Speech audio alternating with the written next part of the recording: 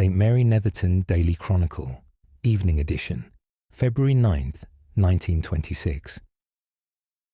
Good evening, dear listeners.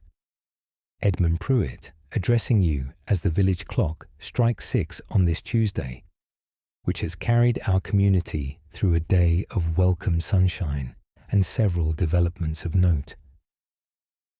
The day unfolded beneath the clear skies Mr. Higgins anticipated, with sunshine holding throughout and the frost retreating steadily from the lanes as the hours advanced, creating what Mrs. Pemberton describes as one of February's finer gestures, when the light falls clean and golden upon the turned earth, and the earliest buds seem to hold their breath, measuring whether the warmth might be trusted for another hour. A friendly spelling competition took place at the tea room this afternoon, between the tea room staff and the post office. Mrs. Hartley and Miss Fairweather represented the tea room, with Mrs. Crawford and Mr. Trenton standing for the post office, the four exchanging increasingly difficult words over the course of an hour, while patrons followed the proceedings from their tables. The match concluded in a draw, after all four contestants produced differing renderings of the word chrysanthemum, none of which proved correct when Miss Pettigrew's dictionary was fetched from the lending library to settle the matter. Both sides have expressed interest in a rematch. A botanical curiosity has been observed near the bakehouse this afternoon.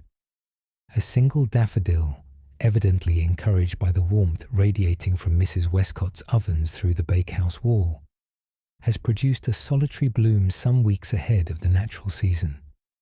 The flower, a bright point of yellow against the stonework, attracted considerable attention from residents passing along the lane throughout the afternoon.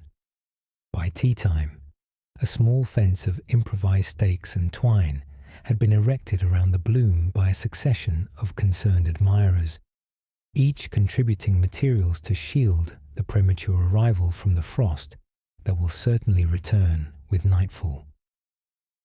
Mrs. Westcott reports that she had noticed the green shoot several days ago, but had not expected it to open quite so soon. Mrs. Barnes's leghorn hen produced its afternoon egg at 2:15, maintaining what Dr. Peterson characterizes as the Tuesday dependability that marks a bird whose February record continues without interruption, reflecting both sound constitution and the evident benefit of the day's sunshine. The tea room's Empire biscuits drew appreciative Tuesday custom, with the icing proving particularly popular among younger patrons whose school day concluded in time for an afternoon visit.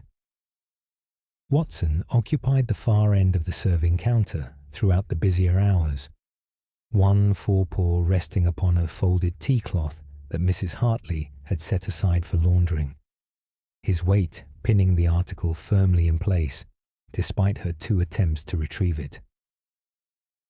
That concludes our evening report.